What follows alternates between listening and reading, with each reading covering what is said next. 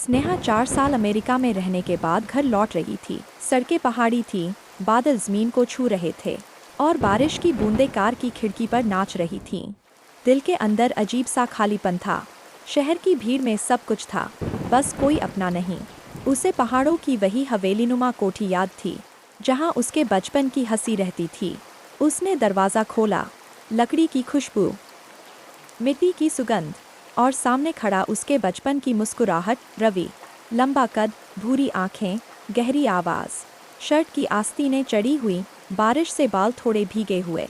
आप लौट आई, मैम, रवि ने हल्की मुस्कान के साथ कहा। स्नेहा ने मुस्कुराकर बैग छोड़ा, लेकिन उसकी आंखों में वो आहिस्ता जलती गर्माहट कभी छुप नहीं पाई। घर वही है, रवि ने धीरे से कहा, बस आप नहीं थी। उसका दिल पल भर को रुक गया। बरामदे से बारिश की बूंदें कांच पर टपक रही थीं। स्नेहा ने खिड़की पर हाथ रखा, प्रकृति को जैसे गले लगाया। रवि पीछे से बोला, चाय बना दूं?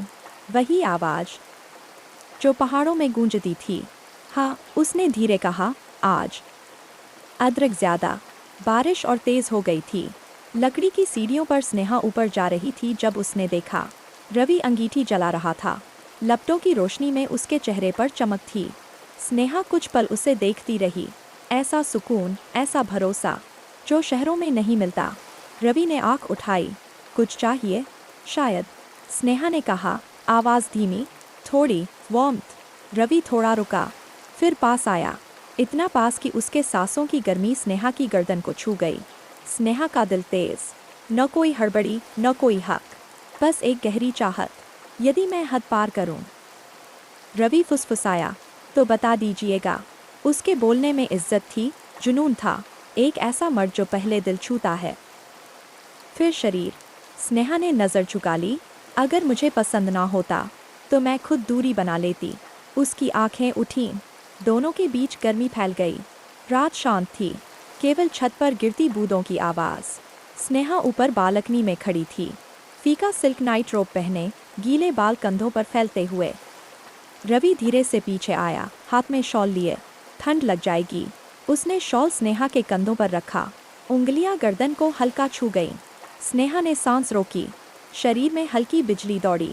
आराम है कि दिल धड़क रहा है? रवि मुस्कुराया, धीमे सुर में। स्नेहा ने मुस्कुरा कर कहा, दिल शायद भाग रहा है। रवि ने जरा करीब होकर उसके चेहरे से बारिश की एक बूंद हटाई, धीरे, कोमलता से। उसका स्पर्श गर्म था। स्नेहा की आंखें बंद हो गईं। स्नेहा, उसने पहली बार उसका नाम लिया। तुम्हारी आंखों में बारिश से ज़्यादा गहराई है। स्नेहा ने उसकी शर्ट पकड़ी, धीरे, सहमे, पर चाहत से भरी। उनके सिर मिले, सांसें टकराईं, और फिर पहला स्पर्श, धीमा, नर्म, पर ऐसा कि आत्मा कांप उठे। होठ हल्के से छुए, जैसे कोई सपना होठों पर उतर आया हो। रात गहरी हो चुकी थी, पहाड़ धुंध में डूबे थे, और उस पहाड़ी हवेली में दो दिल पहली बार सच में जाग रहे थे। स्नेहा बालकनी से भीतर आई, हल्की ठंड से उसके कंधे कांप रहे थे। रवि ने लकड़ी की आग तेज की, उसकी आंखें स्नेहा को देखतीं, कोमल पर जलती हुई चाहत से भरी। स्नेहा, लौटकर आने का सबसे अच्छा हिस्सा तुम जानती हो क्या है? स्नेहा ने धीमे से पूछा। क्या? रवि मुस्कुराया, आवाज़ गहरी और धीमी। ये यकीन कि इस बार मैं तुम्हें खोने नहीं दूंगा। स्नेहा की सांस रुक गई। उसने कदम बढ़ाया, धीरे, संकोच के साथ, पर इच्छा के साथ। दोनों के बीच सिर्फ धड़कनों की आवाज़ थी। स्नेहा ने रवि की शर्ट की कॉलर पकड़ी, हाथों में हल्की कपकपी, आंखों में बिन बोले सवाल। रवि ने उसकी हथेलियां थाम लीं। हम तब तक आगे नहीं बढ़ेंगे जब तक तुम्हें यकीन ना हो कि तुम चाहती हो। स्नेहा की पलकें कांपी, उसके अंदर कुछ पिघल रहा था। पहली बार किसी ने उसके शरीर से पहले उसकी रूह को छुआ था। स्नेहा ने धीमी आवाज़ में कहा, मैं चाहती हूँ। डर नहीं है, बस एहसास बहुत बड़ा है। रवि उसके और करीब आया, इतना कि उसके दिल की धड़कन स्नेहा के सीने से टकराने लगी। उसने स्नेहा के गीले बाल कान के पीछे किए, उसका अंगूठा स्नेहा के गाल से बारिश की बूंद हटाता। स्पर्श इतना कोमल कि रूह पिघल जाए। तो बस आज महसूस करते हैं खुद को, एक दूसरे को, बिना किसी जल्दबाजी के। रवि ने उसकी उंगलियां अपने होठों तक उठाईं। एक हल्का चुंबन, इतना नर्म कि स्नेहा की रीढ़ में सिहरन दौड़ गई। स्नेहा ने उसका चेहरा थामा, आंखों में देखती हुई धीरे से उसके गाल को उंगलियों से छुआ। फिर उनके होठ मिले। धीमा चुंबन, ना शोर ना जल्दबाजी, बस गहरी, सांस रोक देने वाली गर्माहट। स्नेहा की उंगलियां रवि के कंधों तक गईं। रवि के हाथ उसकी कमर पर टिके, उसे करीब खींचते हुए। धीरे, एहतियात से। बरसात बाहर थी, मगर असली बारिश अंदर हो रही थी। लपटें अंगीठी में थीं, पर असली गर्माहट उनके बीच थी। स्नेहा के होंठ कांपे, उसने सांस भरी। रवि, हाँ। रवि की आवाज़ कपकपी हुई, जैसे उसने खुद को रोका हो। ये जो एहसास है, किसी किताब में नहीं मिला, किसी शहर में नहीं, किसी दुनिया में नहीं। रवि ने उसकी नाक से अपनी नाक छुई, एक प्यारी सी मुस्कान। क्योंकि ये किताब वाला नहीं, किस्मत वाला एहसास है। स्नेहा की आंखें भर आईं। कोई उसे इस तरह देखता कभी नहीं था। उसने अपना माथा रवि के सीने पर रख दिया। रवि ने उसे अपनी बाहों में कस लिया। न कोई शोर, न कोई जल्दी, बस दो लोग, एक दूसरे में खोते हुए। बारिश रात भर गिरती रही। पहाड़ सुबह की धुंध में लिपटे थे। कांच पर पानी की लकीरें अब भी बह रही थीं। स्नेहा उठी। रवि की बाह उसके चारों ओर थी। उसकी छाती से लगा उसका चेहरा, और रवि की गर्म सांसें उसकी गर्दन पर महसूस हो रही थीं। स्नेहा ने हल्का सर उठाया। रवि सो नहीं रहा था, वो उसी को देख रहा था। शांत, गहराई से। गुड मॉर्निंग, स्नेहा ने फुसफुसाया। सुबह, उसने मुस्कुराते हुए कहा। मेरे लिए तो ये रात की नई धड़कन है। स्नेहा शर्म से मुस्कुराई। उसने कंबल थोड़ा खींचा, पर रवि ने हल्का सा पकड़कर उसे जाने नहीं दिया। रुक जाओ।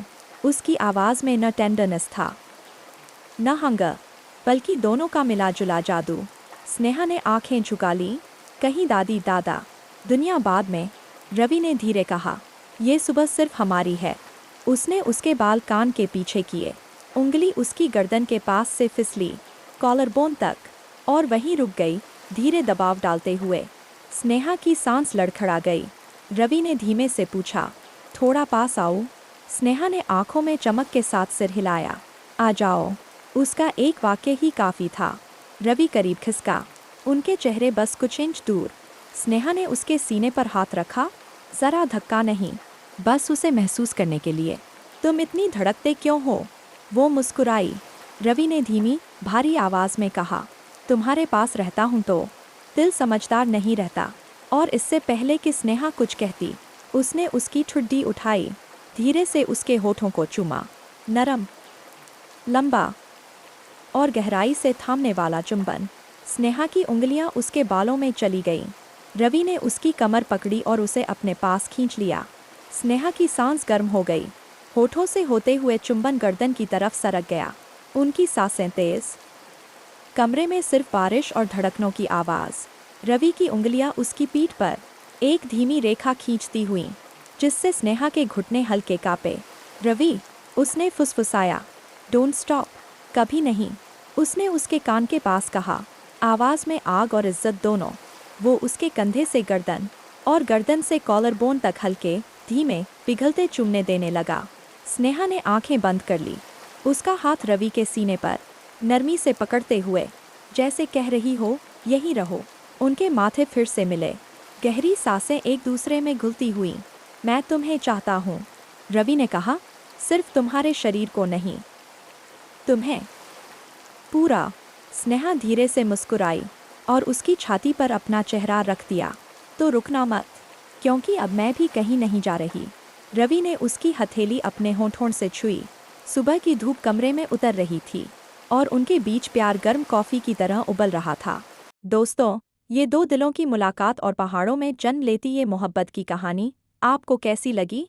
अपने दिल की बात, अपनी चाहत, अपने खूबसूरत विचार ज़रूर कमेंट में लिखकर हमसे शेयर करें। आपका एक कमेंट हमें अगली कहानी और भी दिल से लिखने की हिम्मत देता है।